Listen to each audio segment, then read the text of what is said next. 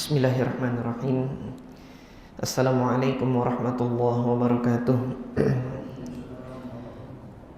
Innal hamdalillah nahmaduhu wa nasta'inuhu wa nastaghfiruh wa na'udzu billahi min shururi anfusina wa min sayyiati a'malina. May yahdihillahu fala mudilla lahu wa may yudlil fala hadiyalah. Wa asyhadu an la ilaha illallah wahdahu la syarikalah. Wa asyhadu anna Muhammadan abduhu wa rasuluh. Allahumma salli wa sallim wa barik ala sayyidina Muhammad wa ala alihi wa ashabihi wa man ihtada bihadihi wastanna bisunnatihi ila yaumiddin. Amma ba'd. Alhamdulillah, jamaah salat maghrib yang dimuliakan oleh Allah Subhanahu wa taala.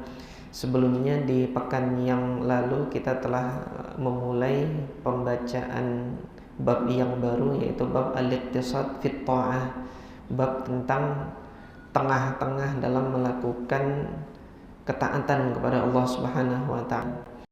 Dan kita membaca dua ayat. Yang pertama yang dibawakan oleh Al-Imam An-Nawawi, juga hadis Nabi yang diriwayatkan dari Aisyah radhiyallahu taala anha, bahwasanya ada seorang wanita yang dia menyebutkan banyaknya salat yang ia lakukan, akan tetapi oleh Nabi SAW hal tersebut justru ditegur agar tidak dilakukan.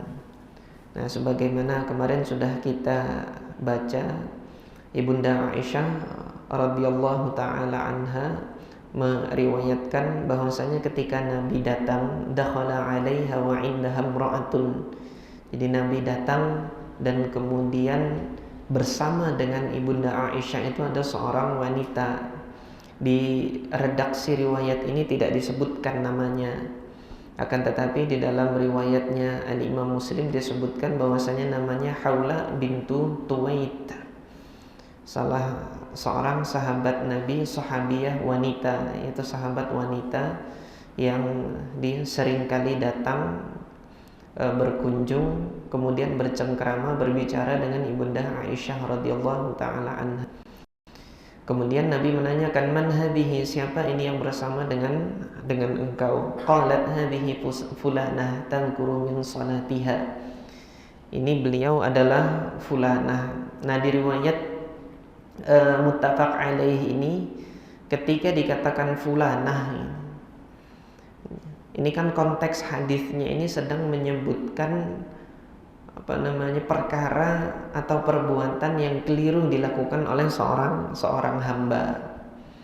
Faidahnya di sini jamaah sekalian yang dimuliakan oleh Allah, ketika di riwayat muttafaq alaih ini tidak disebutkan namanya, ini ada isyarat nasihat bagi kita bahwasanya ketika kita memerlukan untuk menyebutkan kesalahan seseorang, hendaknya pribadi seseorang itu tidak diumbar identitasnya. Nah, kita hendak memberitahu bahwasanya perbuatan yang demikian ini salah. Sepasang suami istri misalnya, suaminya nggak pengertian ke istri dalam hal begini, kita hendak menyebutkan bahwasanya suami ini berlaku tidak adil kepada istri. Nah, menyebutkan, mengabarkan demikian agar masyarakat tidak tidak terjerumus kepada perbuatan tersebut. Maka tidak perlu diberitahu identitas namanya, bahwasanya yang suami adalah fulan, kerjanya di sini enggak. Nah, makanya di dalam riwayat yang muttafaq alaih ini tidak disebutkan namanya, karena konteks hadis ini kemudian Nabi SAW justru menegur dan menilai perbuatannya fulanah ini, sahabiah wanita ini, yang dia banyak melakukan sholat sampai pada batas yang menyusahkan dirinya. Ini justru ditegur oleh Nabi. Mah, kata Nabi, mah. Makna dari mah ini adalah kalimatu nahyin wa zajrin. Nah, Imam An-Nawawi menjelaskan di dalam Riyadhus Shalihin ini, mah ini kalimat nahyin wa zajrin, kalimat yang digunakan oleh masyarakat Arab untuk melarang dan menegur. kalimatun nahyin wa zajrin. Artinya jangan, alaikum bima tutiqun, hendaknya kalian lakukan amal soleh, amal ibadah itu semampu kalian, yang kalian mampu. Fa wallahi, demi Allah, kata Nabi, la yamallullahu hatta tamallu. Allah Subhanahu wa taala belum akan bosan untuk memberikan pahala kepada kalian sampai kalian sendiri yang bosan. Allah belum akan berhenti memberikan pahala kepada kalian sampai kalian sendiri yang lelah sehingga kalian berhenti. Nah, sehingga dalam hal ini yang dimaksudkan oleh Nabi Shallallahu Alaihi Wasallam adalah yang kadar kuantitasnya itu sedikit, tetapi terus menerus continue istiqomah, sehingga pahala yang diberikan oleh Allah itu berkelanjutan terus. Misal seseorang mengamalkan berwitir sebelum tidur, baik dia memilih 3 rakaat maupun dia memilih 1 rakaat gitu. Yang jelas dia jumlahnya itu adalah witir, jumlahnya ganjil. Sehingga sholat malamnya yang ia biasakan itu. Mungkin bagi dia untuk bangun di akhir malam karena keesokan harinya harus beraktivitas, bekerja, dan bekerjanya itu menuntut konsentrasi, sehingga dia tidak bisa menghabiskan banyak waktu di malam hari untuk sholat tahajud di akhir malam. Yang bisa ia lakukan adalah bangunnya itu 10 menit sebelum azan subuh. Biasanya ketika masjid-masjid itu sudah mengumandangkan salawat tarhimnya itu, assalatu wassalamu alaik, ini kan 10 menit sebelum azan subuh. Itu yang membangunkan dia untuk sholat subuh. Atau suara rekaman membaca Al-Quran yang membangunkan dia untuk sholat subuh.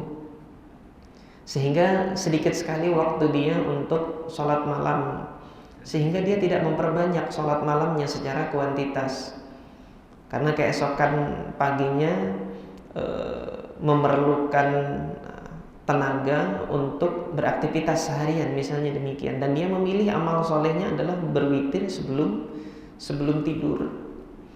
Ketika dia memilih berwitir sebelum tidur, dan itu yang kontinu dilakukan terus menerus setiap hari, sebelum tidurnya ia munajat kepada Allah, menyerahkan segala urusannya kepada Allah. Ya Allah, hari ini hanya sampai di sini aku bisa. Maka sebelum aku menutupkan mataku ini, aku hendak bermunajat kepada Engkau dengan rakaat ganjil yang mampu untuk aku lakukan. Dan itu terus dilakukan secara terus menerus sehingga tidak terputus itu pahalanya.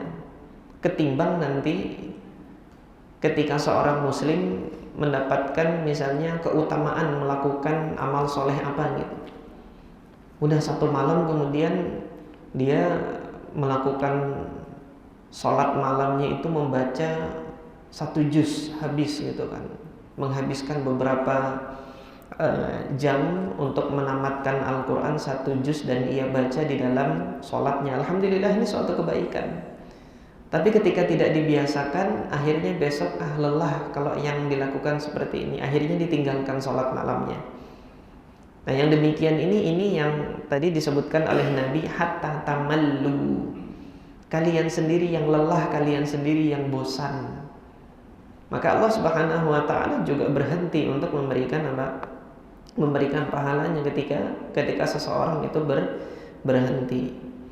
Wa kana ahabbud dini ilaih, yang paling disukai oleh Allah, paling dicintai oleh Allah adalah mada wa masahibuhu alaih, yang mana seseorang itu kontinu terus menerus untuk melakukannya.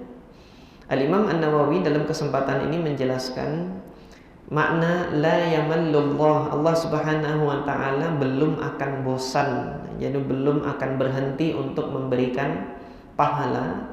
Maknanya adalah la yaqta'u thawabahu ankum, Allah tidak menghentikan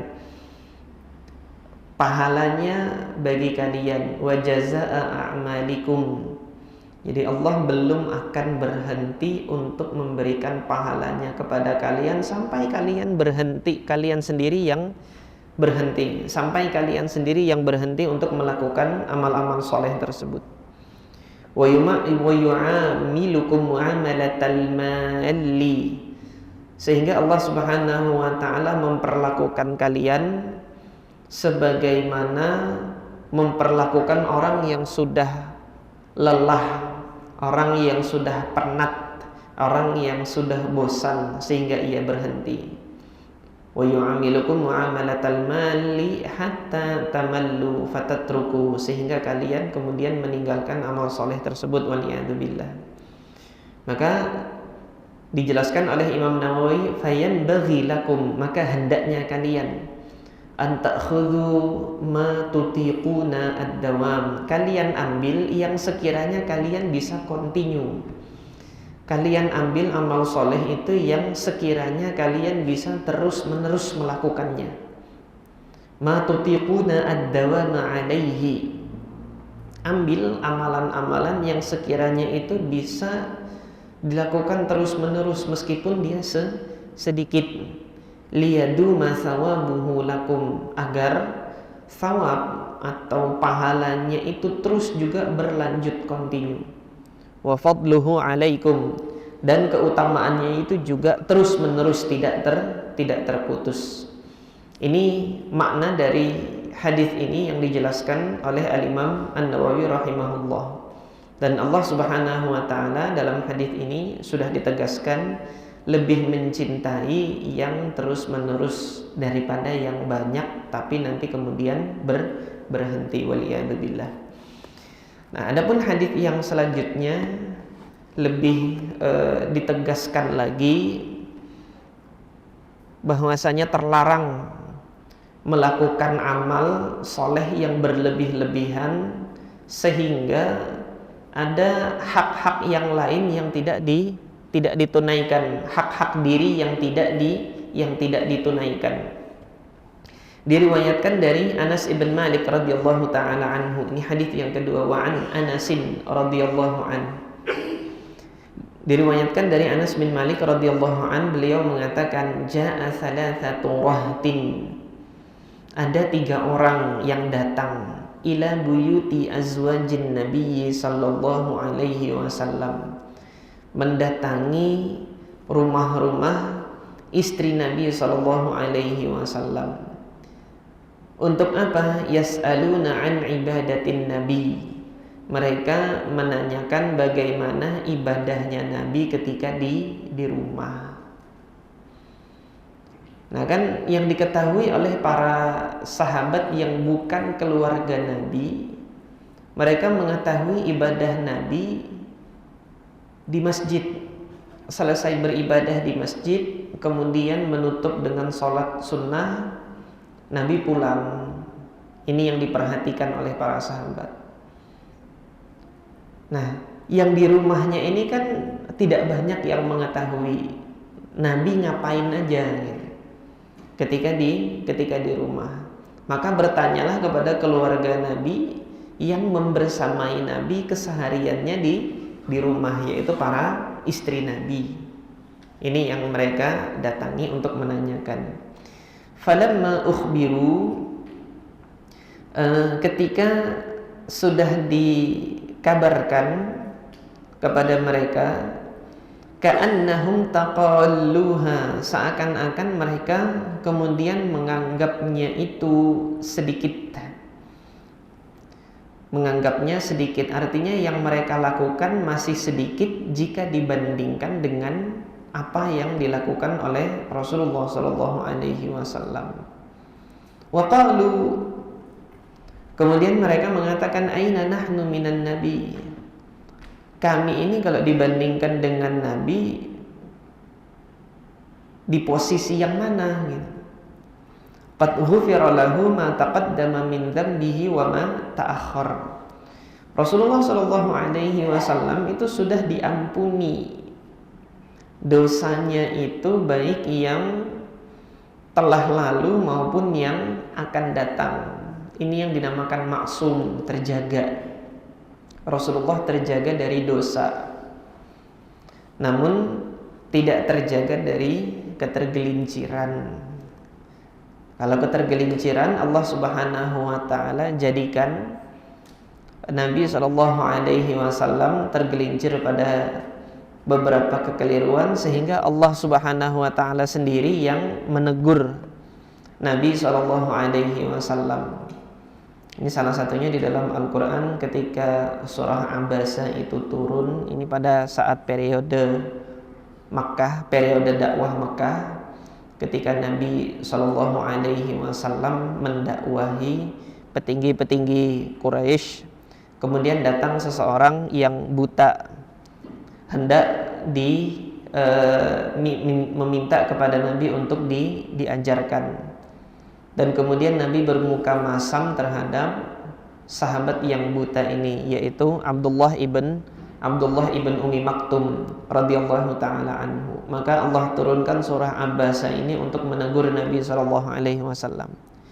Sehingga ketika Nabi ini bertemu dengan Abdullah ibn Ummi Maktum, ucapan Nabi selalu mengatakan marhaban biman atabata fihi rabbi.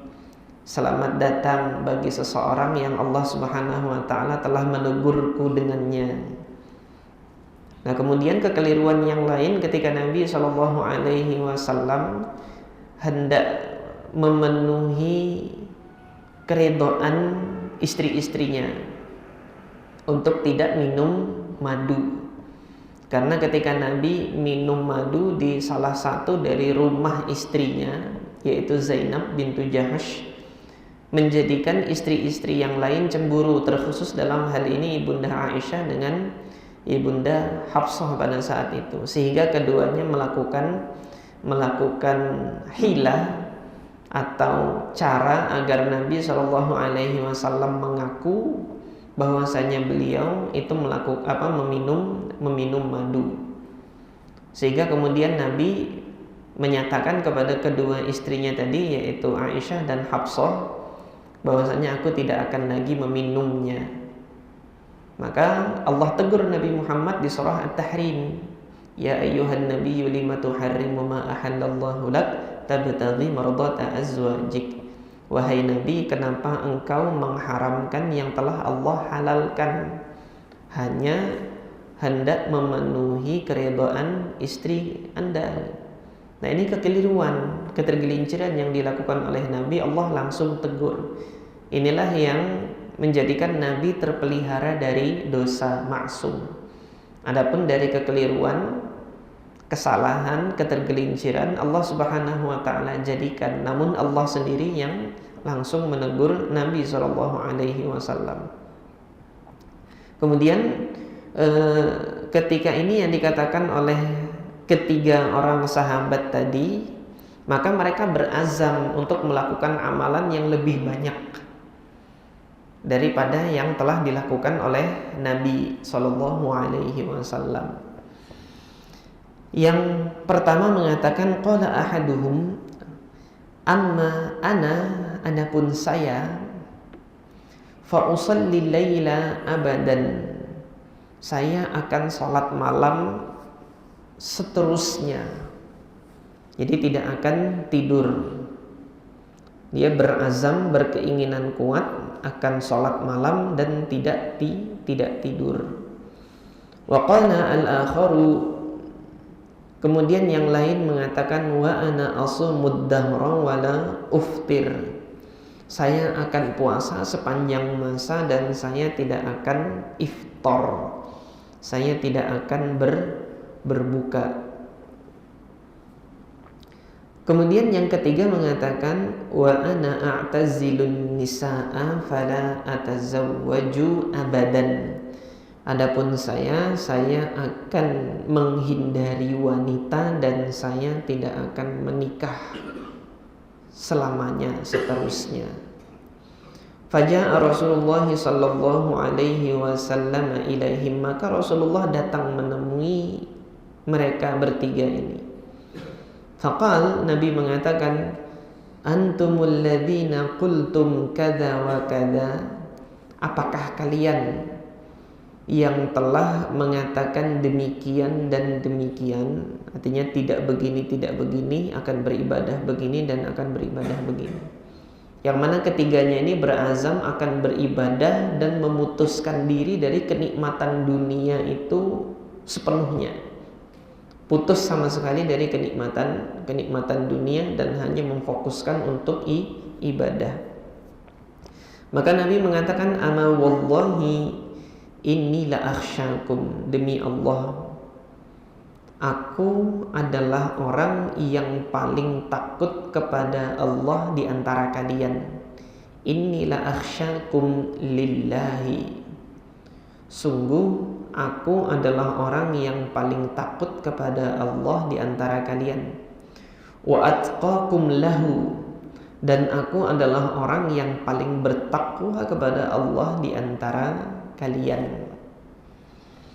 Dalam hal ini apa? Tidak ada yang menyamai ketakwaannya Rasulullah SAW. Bersamaan dengan ketakwaan Nabi yang paling tinggi ini, bersamaan dengan takutnya Nabi kepada Allah Subhanahu wa taala yang paling tinggi ini, Nabi masih melakukan keseimbangan. Nabi mengatakan, lakinni asumu wa uftir, akan tetapi aku masih puasa dan aku juga berbuka. Aku yang paling bertakwa kepada kalian, tapi aku puasa, aku juga iftar, berbuka.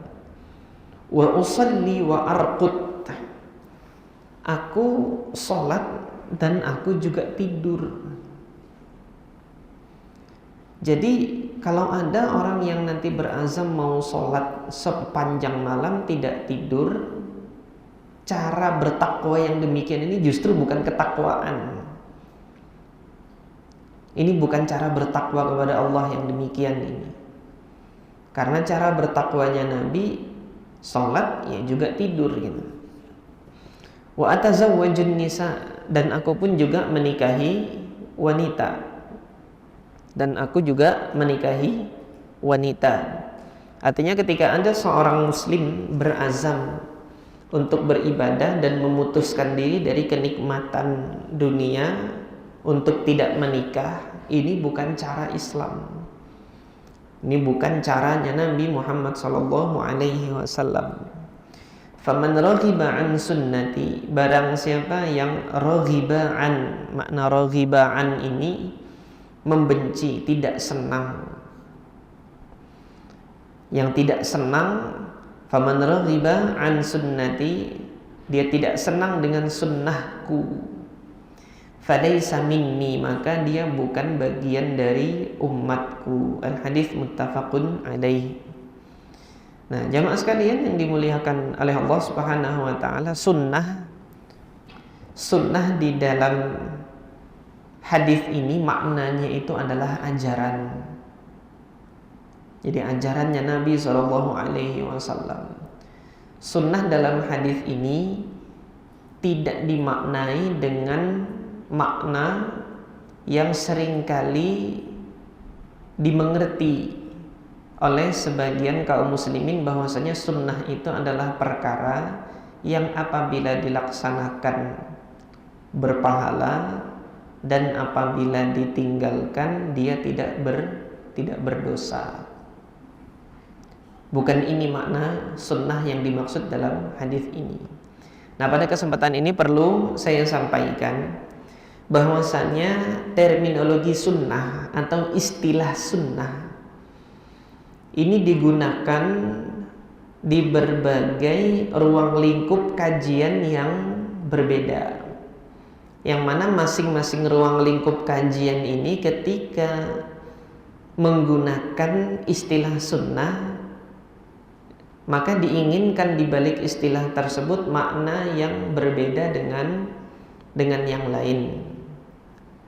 Seperti apa? Misalnya sunnah ini di dalam kajian syariat Islam secara umum yang disebutkan di dalam hadis ini, dia mencakup keseluruhan ajaran Nabi Muhammad SAW, baik yang pernah dicontohkan oleh Nabi maupun yang tidak dicontohkan akan tetapi diizinkan. Ini juga adalah sunnah. Dia juga adalah sunnah. Jadi ada kalanya perbuatan atau amalan yang semasa Nabi Shallallahu Alaihi Wasallam tidak diamalkan, akan tetapi kita melihat para sahabat setelahnya mengamalkan. Maka ini juga adalah sunnah, kesepakatan para sahabat untuk melaksanakan. Ini adalah sunnah. Nah, di antaranya penghimpunan mushaf untuk menjadi apa? Menjadi di dalam satu kumpulan atau himpunan, yang mana sejatinya sunnahnya Al-Quran itu dihafalkan. Sunnahnya Al-Quran itu belajarnya diperdengarkan, baru kemudian diulangi ucapannya dan dihafalkan. Pertanyaannya jamaah sekalian, siapa kaum muslimin sekarang yang mengamalkan sunnahnya begini? Diperdengarkan, didengar, baru kemudian diulangi di hadapan guru. Yang cara belajar Al-Qurannya masih seperti ini, ada nggak sekarang TK-TK Al-Quran atau taman pendidikan Al-Quran yang seperti ini? Tetapi yang sering lumrah kita dapati, sunnah mempelajari Al-Qurannya yang ada saat ini adalah belajar membunyikan, melafalkan simbol huruf, yang mana Nabi Muhammad SAW tidak mengajarkan untuk membaca huruf, tapi membaca dalam artian membaca Al-Quran adalah melafalkan dari apa yang didengarkan. Nah, ini secara secara prakteknya tidak dilakukan oleh Nabi. Nabi mengajarkan para sahabat bukan ditulis huruf terus kemudian baca, ini enggak. Tapi begitu diturunkan oleh malaikat Jibril alaihi salatu wassalam, Allah subhanahu wa ta'ala turunkan melalui perantara Jibril, diucapkan bacaan Al-Qur'annya begini, kemudian Nabi membacakannya di hadapan sahabat, sahabat mengulangi, ketika sudah benar ia dibenarkan bacaannya seperti ini. Ini yang dilakukan oleh Nabi, metode pengajarannya seperti itu. Nah, hari ini metode yang demikian ini disebut dengan metode talaqi. Jadi guru membacakan, murid mendengarkan, murid balik membaca, dan guru membenarkan bacaannya. Tentunya metode yang demikian ini kan memerlukan waktu yang relatif lama, sehingga muncullah metode-metode baru ya, untuk memberikan kemudahan-kemudahan. Nah, sekarang metodenya banyak. Nah, apakah menggunakan metode-metode ini untuk belajar Al-Quran berkesesuaian dengan sunnah Nabi atau malah bertentangan? Gitu. Kan seperti itu kan. Yang dimana di masa Nabi nggak pernah belajar Qurannya pakai begini gitu kan. Inilah yang dimaksudkan dengan sunnah yang diizinkan gitu lah. Jadi sunnah itu diizinkan. Nah, jadi penghimpunan Al-Quran ini termasuk sunnah yang diizinkan, yang mana isyarat dalilnya itu sudah ada. Ketika Al-Quran itu turun, Al-Quran itu disebut Alkitab gitu kan. Wattur wa kitabim mastur gitu. Ketika Allah tegaskan demi tur gitu. Dan kemudian demi kitab yang mastur, demi kitab yang dia tertulis di goresan-goresan mastur. Nah, di masa Nabi tidak semua sahabat itu bisa menulis, hanya beberapa yang bisa melakukan aktivitas tulis menulis, sehingga Nabi punya katib atau sekretaris khusus yang setiap ayat turun itu diperintahkan untuk mencatat oleh Nabi Shallallahu Alaihi Wasallam. Jadi demikian. Nah, sehingga dalam hal ini kembali kepada pembahasan kita tadi ya, sunnah yang pertama ini artinya adalah ajaran baik yang pernah dicontohkan oleh Nabi maupun kemudian diizinkan. Nah, kita mengetahui hal tersebut itu diizinkan adalah apa? Para sahabat bersepakat untuk mengamalkannya setelah wafatnya Nabi Shallallahu Alaihi Wasallam. Oleh sebab itu Imam Abu Daud rahimahullah itu di dalam sunan beliau pernah mengatakan idza ta'arada al-khabarani 'anin Nabi sallallahu alaihi wasallam. Kalau seseorang itu mendapati ada dua khobar, dua hadis yang saling bertentangan,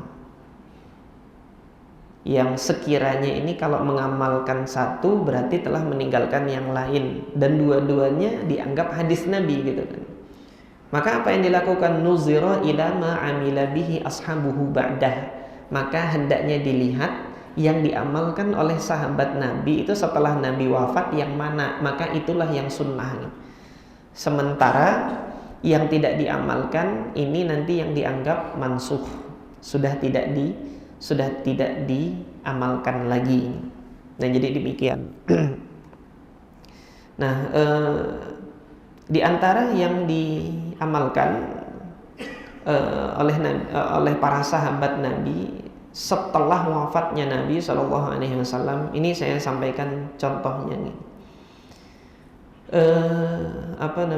Rukhsah atau keringanan untuk tidak menyampaikan air pada saat mandi janabah, khususnya bagi wanita, sampai ke kulit kepala.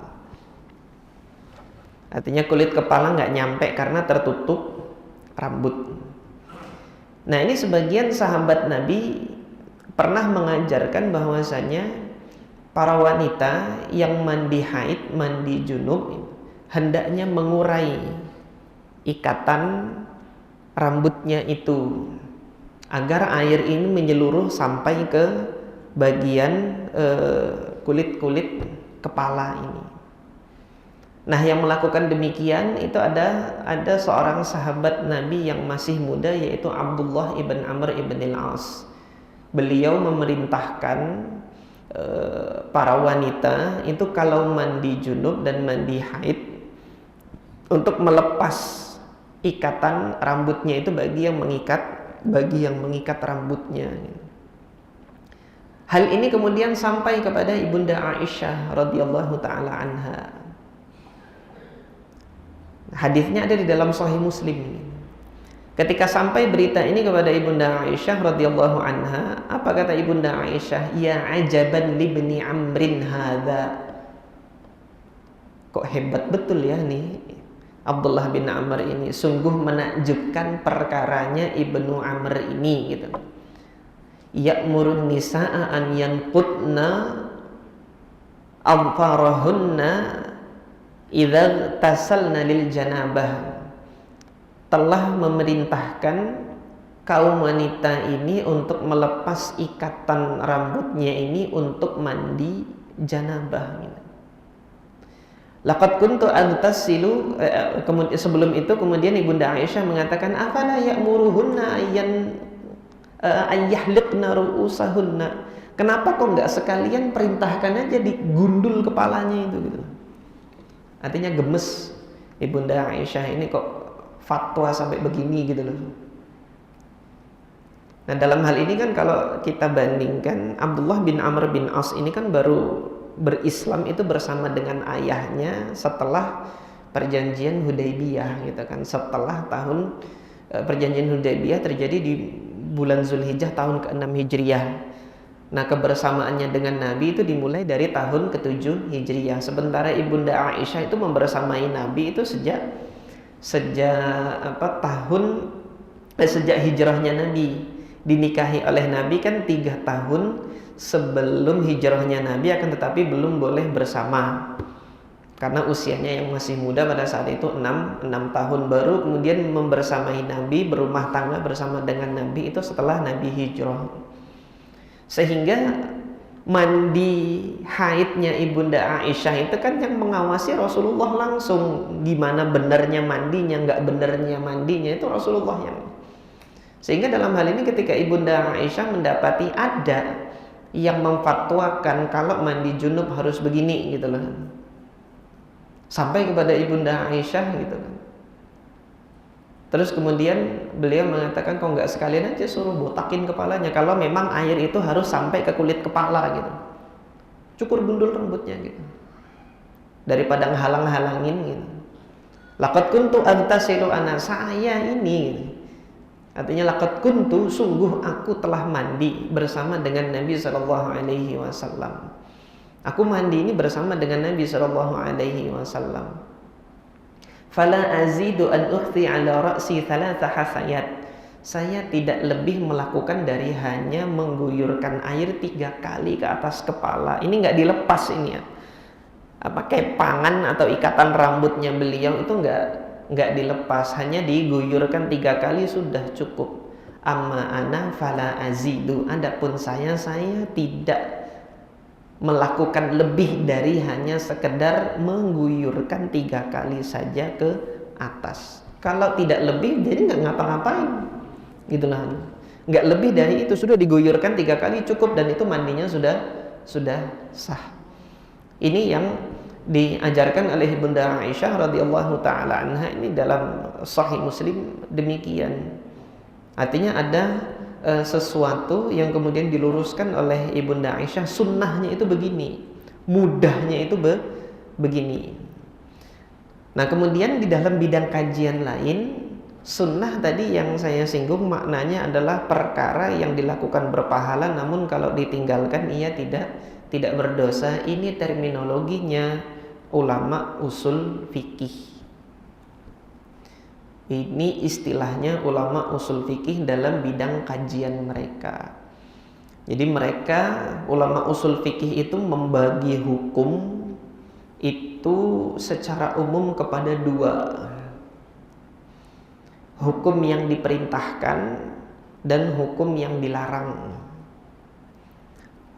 Hukum yang diperintahkan, ada perintah yang kesannya dipaksa, ada perintah yang tidak dipaksa. Untuk perintah yang dipaksa, mereka menamakan hukum tersebut adalah wajib.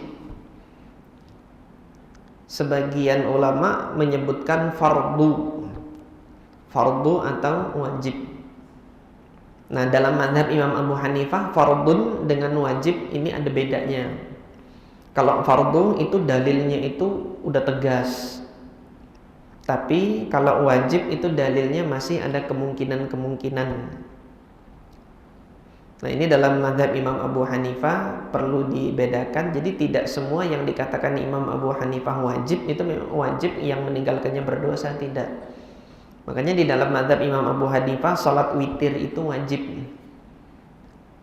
Wajib ini dalam mazhab beliau ya sangat dianjurkan, sangat. Nah, maka hukum yang kedua tadi yang diperintahkan tapi tidak dipaksa. Kalau seorang hamba melakukan, Allah senang sehingga diberikan pahala. Tapi kalau ditinggalkan, Allah masih rahmat, belum menuliskan dosa bagi hamba tersebut. Nah, untuk menamakan hukum yang kedua ini yang diperintahkan tapi nggak dipaksa, para ulama usul fikih meminjam istilah sunnah ini tadi, ditaruh di situ. Istilahnya adalah sunnah. Pun demikian, para ulama usul fikih juga menghadirkan istilah-istilah lain untuk amal ibadah yang bernilai sunnah, tidak wajib. Ini sunnah sebagai dalam artian dia tidak wajib. Istilah lain yang digunakan mandub atau mustahab. Nah, ini perlu diperhatikan nanti di dalam buku-buku fikih, kitab-kitab fikih, ada ulama yang menyebutkan mustahab, ada yang menyebutkan sunnah yusannu. Kalau dikatakan yusannu, disunnahkan, ini maka ada syariat dalilnya dari Nabi yang memang menganjurkan. Ada kalanya nanti yang nilainya mustahab, dianjurkan, disenangi untuk dilakukan. Maka ini dikatakan mustahab. Ini istilah-istilah. Nah, adapun para ahli hadis nanti menggunakan terminologi sunnah gitu. Ini dalam skop jangkauan cakupan yang lebih luas lagi. Semua berita tentang Nabi itu adalah sunnah. Jadi para ahli hadis menggunakan istilah sunnah ini untuk mengungkapkan segala berita tentang Nabi Shallallahu Alaihi Wasallam. Ciri fisiknya Nabi itu sunnah.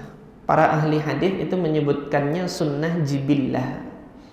Seperti Nabi Muhammad itu kulitnya putih yang tidak pucat. Kemudian rambutnya Nabi itu bergelombang, dia sampai ke bahu. Nah, jadi kan Nabi tidak terlalu gemuk, tidak terlalu kurus. Ini ketika digambarkan ciri fisiknya Nabi. Nah, dalam hal ini apakah sunnah ini ini kan sunnah jibillah. Tidak sama tadi dengan sunnah dalam artian ulama usul fikih yang kalau dikerjakan mendapatkan pahala, kalau ditinggalkan dia tidak berdosa. Kalau misalnya nanti berkulit putih ini hukumnya sunnah dan dapat pahala, orang pakai sunscreen semua nanti kan, pakai pemutih kulit gitu kan untuk dapat pahala, tapi kan tidak demikian. Bersamaan dengan demikian diriwayatkan hadisnya gitu kan, sunnahnya itu diriwayatkan. Nah, ini sunnah dalam pengertiannya ulama hadis adalah segala berita, semua berita yang dikabarkan yang dia berkenaan dengan Nabi Shallallahu Alaihi Wasallam itu adalah sunnah. Nah, ulama usul fikih sunnah ini diartikan adalah perbuatan yang dilakukan berpahala, jika ditinggalkan dia tidak berdosa. Nah, adapun yang dimaksud dalam hadis ini sunnati, ajaranku. Maka ada ancaman keras di sini. Oh kan Ustaz, sunnah itu kan yang dikerjakan berpahala, ditinggalkan nggak apa-apa gitu kan. Kok di sini malah diancam bukan umatnya Nabi Muhammad gitu. Nah, di sini sunnah ini adalah sunnah yang artinya adalah ajaran. Yang tidak senang dengan ajaranku ini, maka dia bukan bagian dari umatku. Jadi demikian. Kemudian tinggal berapa lagi waktunya? Sudah lah, 5 menit. Yang hadis yang ketiga ini hadisnya singkat, tetapi maknanya luas. Dari Abdullah ibn Mas'ud radhiyallahu taala anhu bahwasanya Nabi sallallahu alaihi wasallam mengatakan halaka al-mutanatti'un qalaha thalathan. Sungguh celaka, sungguh binasa gitu kan orang yang mutanatti'un. Mutanatti'un itu apa? Mutasyaddidun. Nah, mutasyaddidun itu apa? Terlalu keras. Fi ghairi mawdi'it tasydid, terlalu keras untuk sesuatu yang bukan pada tempatnya. Rawahu Muslim, diriwayatkan oleh al-Imam Muslim. Jadi ini terlalu keras dalam bersikap dalam agama ini justru akan membinasakan orang tersebut. Yang Allah jadikan ibadahnya itu sunnah, kemudian dipaksakan sehingga seolah-olah menjadi wajib. Nah, ini termasuk mutanatti'un gitu. Nabi SAW karena Allah tidak memaksakan hambanya itu untuk sholat malam. Pernah suatu ketika beliau membangunkan sepupu beliau, yaitu menantu beliau sendiri, yaitu Ali bin Abi Thalib dan kemudian Fatimah, untuk sholat malam gitu. Bangunkan untuk sholat malam. Namun kemudian Ali bin Abi Thalib mengatakan apa gitu kan, anfusuna biyadillah, jiwa kita ini dalam genggaman Allah gitu. Kalau Allah berkenan ya kita sholat, kalau tidak ya kita tetap berbaring di sini. Kemudian Nabi hanya menjawab, wa kanal insanu aktsaru syai'in jadala. Manusia ini memang lebih banyak membantahnya. Sudah stop. Nah, setelah saat itu Ali bin Abi Thalib sholat malam, artinya mengerti dengan isyarat tersebut. Pelajarannya apa? Karena Allah tidak memaksakan untuk sholat malam gitu kan. Tapi Nabi menyayangkan kalau Ali bin Abi Thalib itu tidak sholat malam, dan beliau juga menyayangkan Ali bin Abi Thalib kok bisa jawab begitu gitu loh.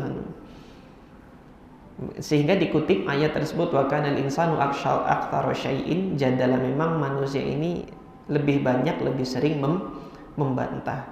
Pelajarannya adalah apa? Yang tidak dipaksa oleh Allah, jangan memaksa-maksakan diri. Allah tidak memaksakan, maka jangan memaksakan. Jangan memaksakan. Dalam hal ini misalnya seorang ayah gitu kan, ingin anaknya itu membiasakan diri sholat duha. Nabi nggak pernah maksa gitu.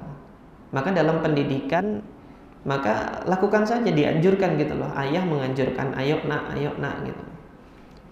Sehingga jangan sampai nanti kalau kamu nggak sholat duha, ayah hukum uang jajannya dikurangin gitu. Nanti dihukum juga sama Allah ketika dia meninggalkan ibadah-ibadah yang Allah tidak paksa, Allah tahan rezekinya misalnya. Kalau dia mau main-main hukum kayak gitu, artinya Allah tidak memaksakan.